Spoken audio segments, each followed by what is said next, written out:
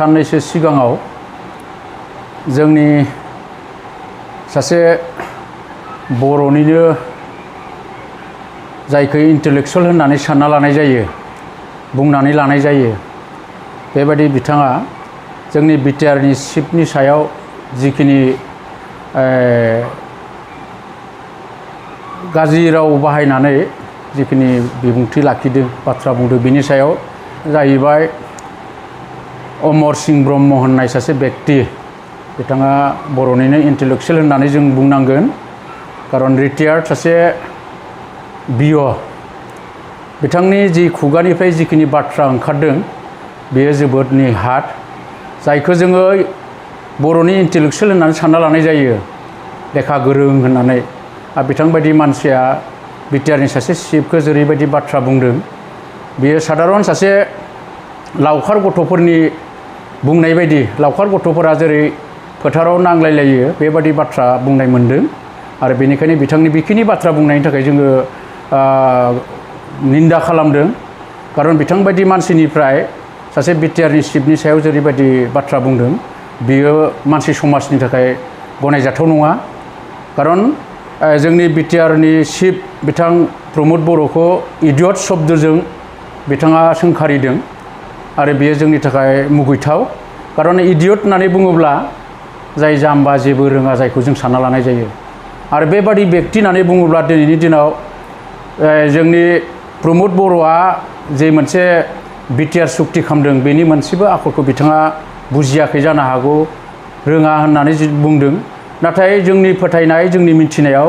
बिथाङा गावनि सिन्ताधाराजों गाव हारसिङै खालामाखै जेराव जोंनि मोनथाम मोनब्रै आफादजों जयै बे बिटिआर सुक्तिखौ खालामनाय जादों आरो बे सुक्तिनि मोनफ्रोमबो दफानि सायाव बिथाङा क्लियार मोनसे गियान दङ आरो बेनिखायनो बे सुक्तिखौ साइन खालामनाय जादों आरो बे हिसाबै बिथांखौ इडियट शब्दजों बुंनाया बिथांनि थाखाय मोजां जायाखै नाथाय इडियट शब्दया सोरनाव बाहायजायो होनना बुंब्ला जों बुंनांगोन हाग्रामानि बेलायाव बिटिसि सुक्तिनि समावहाय खारन बिटिसि शब्दनिफ्राय आरम्भ खालामनानै मोनसेबो सोदोबखौ मोनसेबो आयदानि सायावहा हाग्रामायासो गियान गैयामोन खारन हाग्रामानि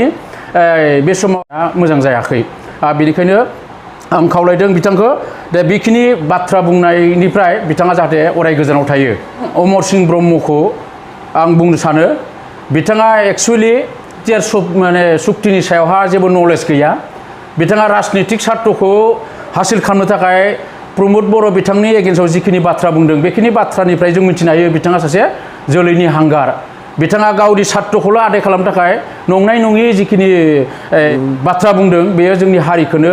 गोनो गोथाव खोलैनाय जादों आरो बेनिफ्राय बिथांखौ जोंनि रायजो राजाफोरा सिनायनाया मोजां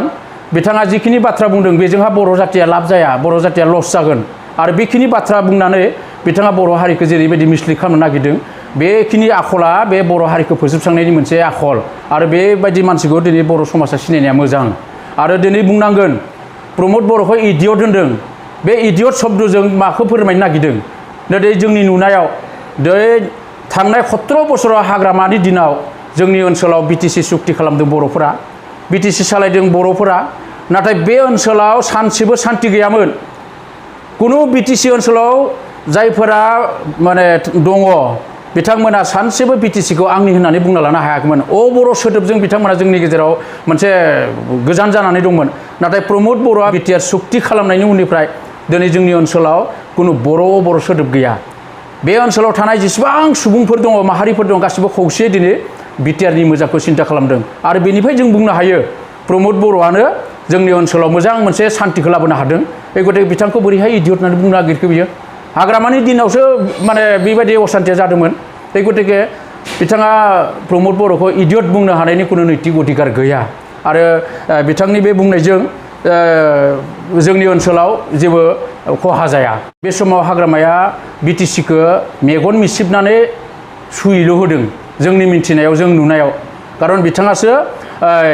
इडियट खारन बिटिसिनि गासै आयदानि सायाव गासै सुक्तिनि सायाव गुबुनासो बेखौ सुजुथायनाय जादों जोंनिनो गोरों गोराफोरा बेखौ सुजुथायनाय जादों नाथाय बेवहाय बिएलटिनि चेयारमेन हिसाबै हाग्रामायासो सुयैल' होदों आरो बे हिसाबै हाग्रामाखौसो दिनै जों बुंनांगोन इडियट बे गतिके प्रमद बर'आ इडियट नङा प्रमद बर'आ जि बिटिआर सुक्ति खालामदों बे सुक्तिनि द्वारा जोंनि ओनसोलाव अनेक जौगाथायनि दङ जों जायखौ लानानै मास्टार रेस दानो सानदों बे मास्टार रेसआ गुबुन मोनसे मुवा नङा जोंनि समाजाव जोंनि ओनसोलाव जिखिनि जौगाथायनि खामानि थागोन जोंनि हारिनि जिखिनि राव थुनलाइ हारिमुवा जौगागोन जों बेखौनो मास्टार रेस होननानै बुङो आरो बेखिनि जौगानायनि थाखाय जिखिनि गोनांथि बियो दिनै बिटिआर सुक्तियाव दङ इउनिभारसिटि दं एभेलेबल इन्जिनियारिं कलेज दङ बेयावहाय मेडिकेल कलेज दङ बेयावहाय अनेक जोंनि जौगाथायनि अनुष्ठान प्रतिष्ठान बेयाव दङ आरो बे हिसाबै बे बिटिआर सुक्तिया बोरैहाय इडियट जानो हागौ बिटिआर सुक्तिकारिया बोरै इडियट जानो हागौ बेनिखायनो बिथांनि जिखिनि बुंनाय बे शब्दखौ जोङो मुगैदों आरो खारन बिटिआर जितु जोंनि चिफनि सायाव जाय बिथाङा बुंदों बिथाङा एक्सुवेलि आं नैबे प्रेस मिटनि गेजेरावसो बिथांखौ नुनो हादों बिनि सिगाङाव बिथाङा बबे हाग्रायाव दंमोनथाय बर' हारिनि बेसेबां अनफावरि जानानै बोरै नुजानानै दिनै बिटिआर सुक्तिकारि प्रमद बर' बिथांखौ इडियट शब्द बाहायफैदों बेखौ जों सोमोसोनांदों मालानिफ्राय बबेनिफ्राय ओंखारजाफैखो जों बिथांखौसो बुंनांगोन दिनैनि दिनाव बिथाङा लेखा फरा फरायबाय गोरों जाबाय साख्रि मावबाय बिसि फिसा आरामसे खुंखांनायनि उनाव रिटायार जानायनि उनावसो दिनै बे हारि अनफावरि जाफैदों बिथाङा सासे सेल्फिश बिथाङा हारि दानायनि बिथाङाव माबा गैया खारन जि समाव हारिनि खामानि मावनांगौ बे समाव बिथाङा बबेबा हाग्रायाव दंखोमायोमोन जानो हागौ दिनैसो बिथाङा नुजाफैदों आरो बेखौ जोंनि राजखान्थि जिथु हेंथा सिन्ताधाराजोंसो बुंदों होननानै जों सानना लानो हायो खारन बिथाङा खुनु बेयाव सैथ'था गैया बिथाङा राजखान्थिनि सार्थखौ नायनानै प्रमद बर'खौ इडियट शब्दजों बाहायनाय जादों आरो बे जोंनि थाखाय बिराद मुगैथाव जादों खारन सासे बिटिआर सुक्तिकारिनि सायाव बिथाङा जिखिनि बाथ्रा बुंदों बिथाङा गोजानाव थानानै बेखिनि